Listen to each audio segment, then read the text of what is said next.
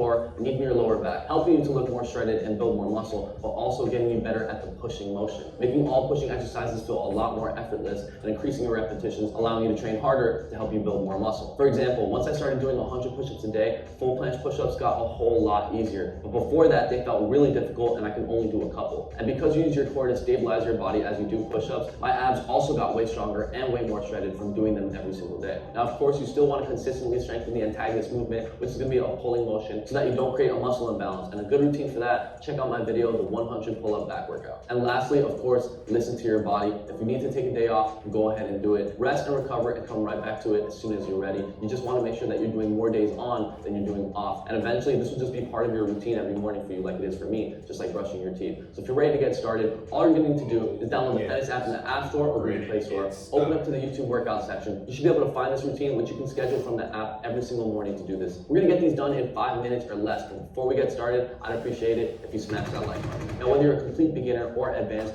you're going to be able to get through all 100 push-up repetitions in under 5 minutes. For my complete beginners, you're going to be doing push-ups on an elevated surface. That's going to reduce the amount of resistance, allowing you to perform every single push-up. Using the same form that you would if you're doing push-ups on the ground, allowing you to transfer that strength to eventually doing push-ups on the ground. Everyone else, I want you doing as many push-ups as you can on the floor. And if you get fatigued and can't go on anymore, complete the rest on an elevated surface that's still going to challenge you but allow you to keep going. And as you get more fatigued, you can elevate that surface even higher to ensure that you complete all 100 push-ups. And the more you do this, the better you're going to get. Eventually, you'll be doing more push-ups on the floor than the elevated surface. And soon enough, you'll be doing them all on the floor. So today, we're just going to be doing 5 push-up variations for 20 reps each. Eventually, the more you do this, you'll be able to complete all 100 push-ups in 2 or 3 sets. But for today, we're going to be sticking to 5 sets, 20 reps. First set is going to be the normal push-up. First, let's get it off our checklist that we're in perfect form. Our hands are about shoulder width apart. Our fingertips are aligned with our shoulder tips. And our core is tight. And we're in a straight line from our shoulders all the way down to the tip of our toes. Head forward, and all the way down, all the way back up, engaging your core, maintaining perfect form, squeezing your entire body. You don't want to rush these.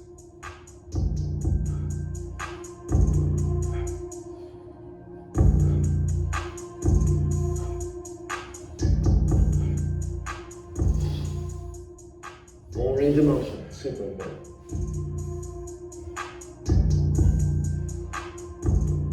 19 and 20.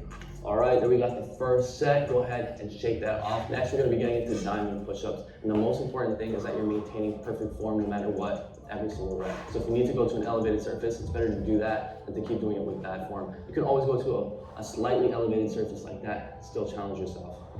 All right, let's get down, all the way down, all the way up.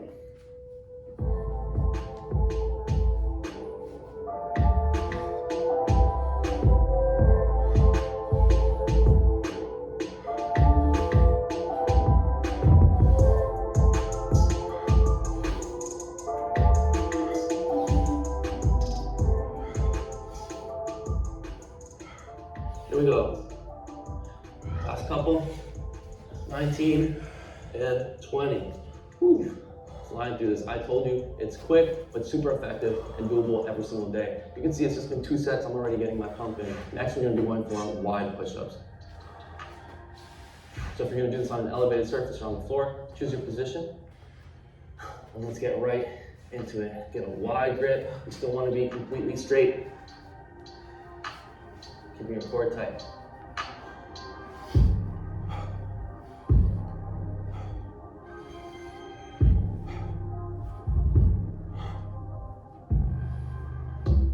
You'll notice that the more thorough you do each rep, the harder it is. If you go really fast, like this, it's actually a lot easier. So you really want to give good quality reps every time. 19 and 20.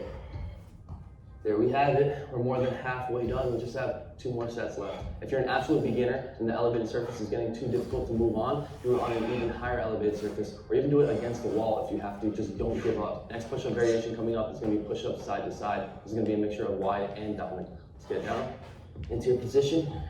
Go for a push-up. Close, pump, close, and pump.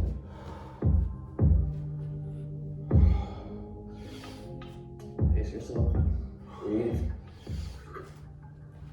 Full range of motion.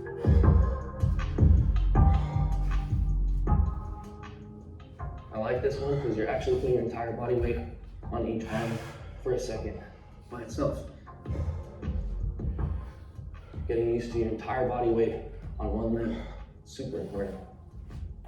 Builds a lot of strength.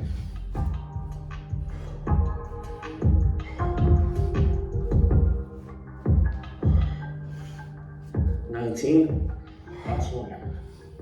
20.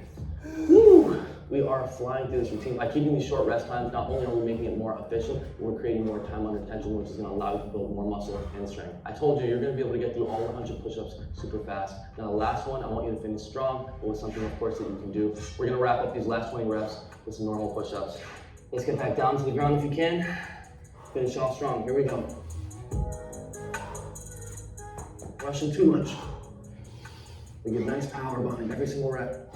Feel the concentric as well as the eccentric. Yeah, perfect. As well. Burn.